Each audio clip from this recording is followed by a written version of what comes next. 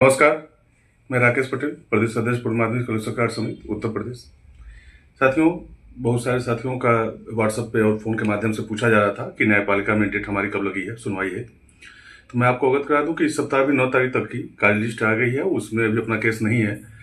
अपने अधिवक्ता महोदय से लगातार संपर्क किया जा रहा है, बात हो रही है उनसे और प्रयास किया जा रहा है कि एप्लीकेशन डाल के और जल्द से जल्द डेट को लगवाया जाए। ये तो न्यायपालिका की हो गई। और कार्यपालिका के बारे में पिछले 2 दिन से मैं लखनऊ में था, जहां मेरा निदेशालय और शासन में जाना हुआ, जहां पे आपको अवगत करना चाहूंगा कि समर कैंप के बारे में वो अपना बिंदु दे दिया गया है कि हमारा जो है संविदावत जो है वो शासनादेश में 11 माह 29 दिन का किया जाए, फिर हमसे काम लिया जाए। और ऐसे ऐच्छिक, चाहे जो शिक्षा मित्र हो या अन्वेषक साथी हो, उनसे ऐच्छिक जो इच्छा जब व्यक्त करते हो, जो जाना चाहें, उनसे ही समर कैंप के दौरान उनसे सेवा ली जाए। अन्यथा जबरदस्ती के तौर पर न किसी शिक्षा मित्र का, न ही अन्वेषक किसी साथी का ड्यूटी लगाया जाए।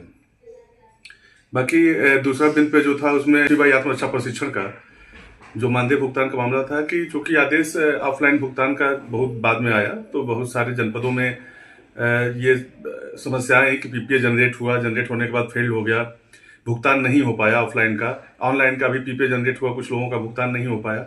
ऐसे बहुत सारे साथी हैं, तो उनके बजट के लिए बात हुई है।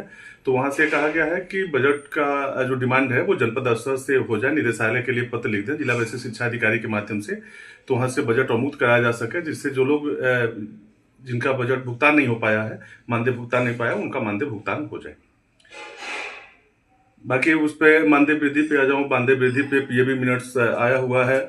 और जो अभी बात चल रही थी शिक्षा मित्र अन्वेषकों के मानदेय वृद्धि का, शासन स्तर पे वार्ता तो हुई, लेकिन वो लोग पीएबी का इंतजार कर रहे थे कि पीएबी बजट में वो बजट बढ़ा के मिल जाएगा तो बढ़ोतरी हो जाएगा। तो चूंकि बढ़ा के मिला नहीं है, तो अभी मानदेय की बढ़ोतरी पे अभी यही विराम लगा हुआ है। अभी न शिक्षा मित्रों के मानदेय बढ़ोतरी में कहीं कुछ है, ना हमारे मानदेय वृद्धि में कहीं कुछ नहीं है।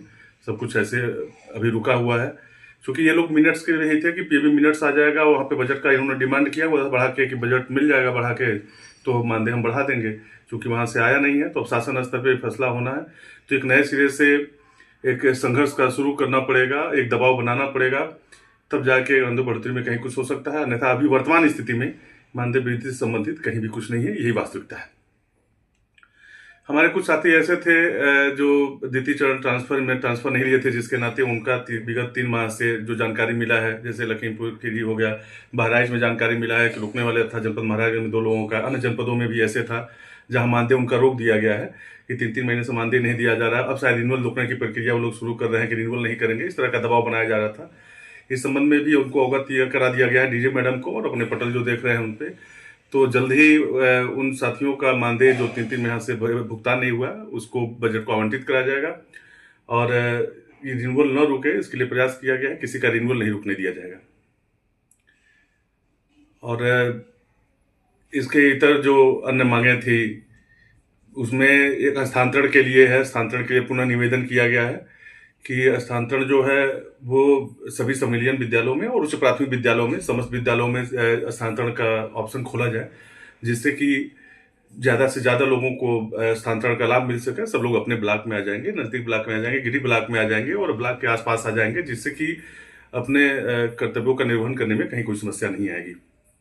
इन सब पे जल्द प्रयास किया गया है, लगा गया है कि जल्दी इस पे आदेश जारी हो जाए। एक मांग और किया गया, मैं देख रहा हूं कि बहुत सारे हमारे साथी ऐसे हैं जो कहीं दुर्घटना में किसी का देहांत हो जा रहा है, किसके ऐसे साथी हैं जिनका वो हार्ट अटैक वगैरह से या किसी अपरिहार्य कारणों से डिमांड किया गया है कि आखिर में उनके जो उनके वही अभिभावक हैं और उनके ही माध्यम से जो परिवार चलता है वो कैसे चलेगा।